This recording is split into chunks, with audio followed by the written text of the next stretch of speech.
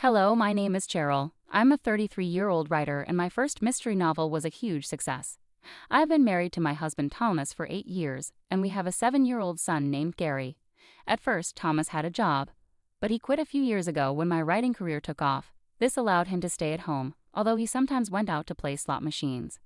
Lately, I've been dealing with a troubling situation.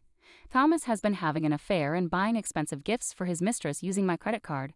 I've put up with this for our son's sake, but now it's too much for me to handle. One morning, Thomas put on a suit, which was strange since he was unemployed. When I asked him about it, he seemed surprised but then said he was going for a job interview and might start contributing financially again. I wished him luck, hoping this was a positive change. However, my trust wavered when he returned home at 2 a.m., leaving me awake and filled with doubts. While working late to meet a deadline, my heart sank when Thomas came home well past midnight, reeking of alcohol and perfume. He collapsed on the living room sofa, his phone in his hand, unlocked. Driven by suspicion and disbelief, I looked at his phone. The texts I saw confirmed my fears. Thomas was having an affair. The pain was even worse when I realized his lover was my close friend, Gloria. The messages showed they had dined at a fancy restaurant known for its romantic views, a place he had never taken me. The shock hit me hard, and tears filled my eyes as I dealt with the betrayal of two people I trusted deeply. Gloria, who was married herself, had always been a confidant. In quiet turmoil, I quickly forwarded the evidence to my phone, needing time to think and plan my next steps carefully. The next morning, Thomas acted like nothing had happened. I approached him casually and said, "Hey, Thomas, about yesterday. You said you had an interview but came home quite late. What happened?" He avoided eye contact, clearly searching for an excuse. "Actually, I ran into a friend after the interview, and we ended up going for a drink," he muttered. "A friend? Someone I don't know?" I probed, even though I already knew the answer. "I don't have to explain everything, do I?" He snapped back. "Yeah, you're right," I replied, feeling frustrated and resigned. His evasion confirmed my worst fears about his ongoing deceit with Gloria. A month after discovering the painful truth about Thomas' affair, I was still struggling with what to do. Confronting him could mean the end of our marriage. In different circumstances, I might have shown him the evidence and filed for divorce already. But our son Gary, only 7 years old, was my main concern. I couldn't bear the thought of taking his father away from him at such a young age. Meanwhile, Thomas seemed to take advantage of my busy schedule. He started leaving the house more often while I was consumed with writing in my room.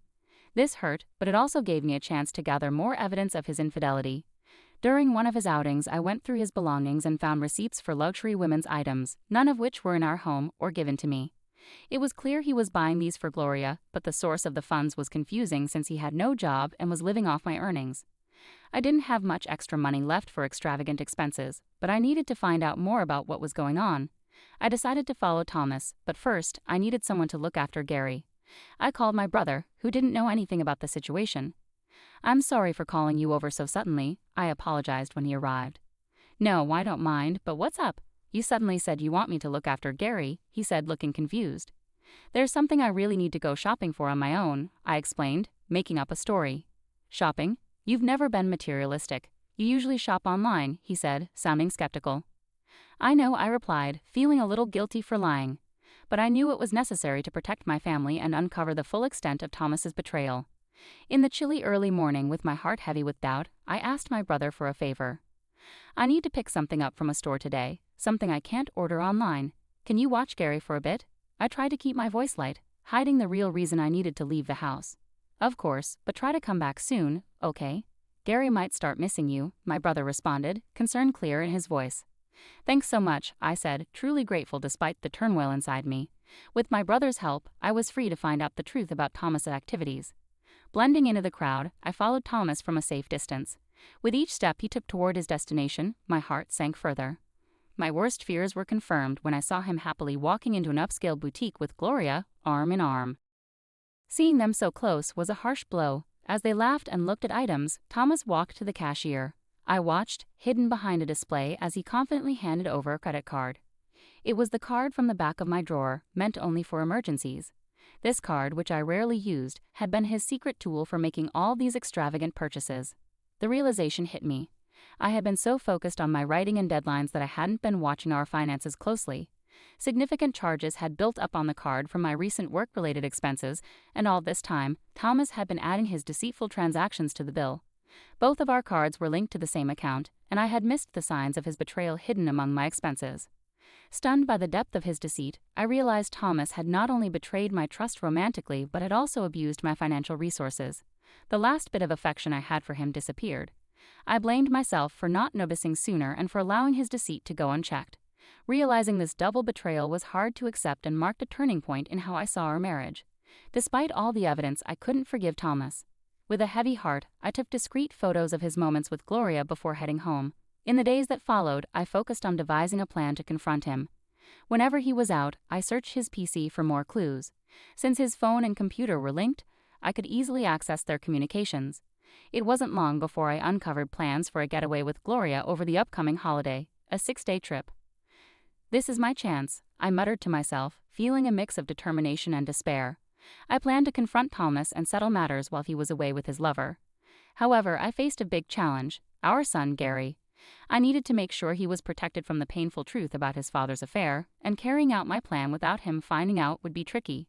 Reluctantly, I decided to ask my brother for help again. I hate to ask, but can you look after Gary during the upcoming holidays? I asked, trying to sound casual. The holidays? You mean all 6 days? He asked, sounding suspicious. Yes, I have something important to handle, I replied, trying to hide my anxiety. Something important, huh? He gave me a look that suggested he knew more than I had told him. His next words caught me off guard. Cheryl, you don't have to handle everything by yourself. What do you mean? I asked, my voice barely a whisper. Thomas is cheating, isn't he? He said bluntly. My heart skipped a beat. How did you? I stammered, but he cut me off. I heard it from Gary, he said softly. Gary, my son, knew. Even though he was just a child, he had picked up on enough to realize something was wrong. He had seen his father getting close to someone who wasn't me, and it had upset him. My brother's revelation was a stark reminder of how sensitive and observant children can be. Even at a young age, Gary had sensed the tension and sadness in our home, making the emotional situation even more complicated. I had thought I was shielding Gary from the turmoil at home. Why? My brother pressed gently, his words cutting through my defenses. Thomas's actions have hurt you enough for even Gary to notice. Are you considering staying with him? As I wrestled with the idea of divorce, fearing it would deeply affect Gary, my son unexpectedly walked into the room. It's okay, Mom. I'm on your side, he said, his young voice resolute. I don't want anyone who makes you sad, Mom. As long as I have you, I'm fine. His words, so mature for his age, brought tears to my eyes. Thank you, Gary, I managed, my voice thick with emotion. Turning to my brother, I added, and thank you too. With the support of my son and brother, I found the courage to face what needed to be done. Gary and I began to plan our move, timing it for when Thomas would be away on his trip with Gloria. My brother helped us pack discreetly, making sure everything was ready for a swift departure. The evening before Thomas was set to leave, I decided it was time to confront him directly. I found him packing a suitcase in our bedroom. Thomas, why are you packing a suitcase? What's going on? I asked, pretending not to know. Oh, this? I'm going on a trip with some friends starting tomorrow, he replied, avoiding my gaze. A trip? Why didn't you mention this earlier? I pushed, trying to get more details. It was a last-minute plan, nothing serious. I'm using my monthly allowance for it, he said dismissively, trying to end the conversation. Despite his discomfort, he continued to hide the truth. I took a deep breath, and in a calm, determined voice that I rarely used, I asked, Are you sure it's just with your friends? Thomas visibly tensed, his shoulders twitching with nerves. Despite his obvious unease, he stubbornly clung to his lie. Yes, just friends, he insisted, though his voice wavered. All right, I understand. Enjoy your trip with your friends, I said, the irony not lost in my tone. I would have enjoyed it anyway, he muttered, but his assurance sounded forced. With everything laid bare, I knew what needed to be done. My brother, my son, and my resolve had set the stage for a new beginning, free from deceit. Even though Thomas hadn't brought it up, it was essential to be accountable. As I stepped out of my husband's room, wrestling with my thoughts, I reflected on how things might have been different. If he had been truthful from the start, perhaps we could have parted amicably, discussing alimony and child support. Despite his betrayal, there was a time when my love for him was deep. He had been my rock when my novel initially failed to make an impact. I didn't want to feel bitter towards Thomas, but I had to protect myself and my son. It was clear that it was time for me to make a decisive move and not hold back any longer, especially after discovering more of his lies. The next morning, after Thomas left for his trip, I checked the drawer and saw that he had taken my credit card again. I acted quickly, calling the credit card company to report it as lost and had it canceled. When my son woke up, his eyes sparkled with excitement. He asked, Mom, today's the day, right? The day we moved to our new house. Any lingering doubts I had vanished in that moment. "Yes, Gary," I smiled, reassured by his enthusiasm. "I've canceled the credit card, and now it's time for us to start fresh in our new home." With my brother's help, the move was easy. We took our belongings to our new house while my husband's things were sent elsewhere. The next day, as we settled into our new place with my son and brother, I felt a profound sense of peace and excitement for the future. When Thomas called, his voice sounded hesitant. "Hello, Cheryl. Well, this trip is turning out to be more expensive than I thought. Could you send me some money?" I immediately knew he was having money troubles because I had frozen the credit card. He was trying to avoid admitting the truth about using the card without permission, and his indirect request for money was annoying. "Did you plan for this trip on your own?" I asked calmly. "I'm sorry, but I can't give you any money." He sounded frustrated. "Don't be like that. If you don't help me, I'll be the only one not enjoying this trip," he said. Then he corrected himself. You'll be the only one." Even over the phone, his confusion was obvious. "You're on a trip, and you want to show off the good parts, right? Well, the card you took is no longer valid, so you'll have to manage." "What are you talking about, Cheryl? What card?" He pretended not to know. "Pretending you don't know won't help," I said firmly. "You're panicking because you're saying things that don't make sense. I don't know anything about a card." "Enough," I exclaimed, my patience wearing thin. "I already know you've been cheating on me with my best friend, Gloria. Did you think I had no idea? It's obvious." "No, it's not what you think. I'm not cheating," he tried to assure me, his voice desperate. I was furious that he continued to deny everything. Standing there with my brother and son next to me, all my pent-up anger erupted. "Stop making excuses. You had a family and you cheated with another woman, and you've been using someone else's credit card. Do you even realize how despicable your actions are?"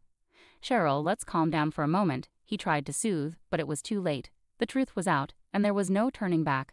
How can I remain calm when I'm dealing with the person I despise the most? I seethed into the phone. "Just so you're aware, I have no intention of forgiving you or offering you any help. As for her, she can find her way elsewhere. Never show your face to Gary and me again." With those final words, I hung up on my husband.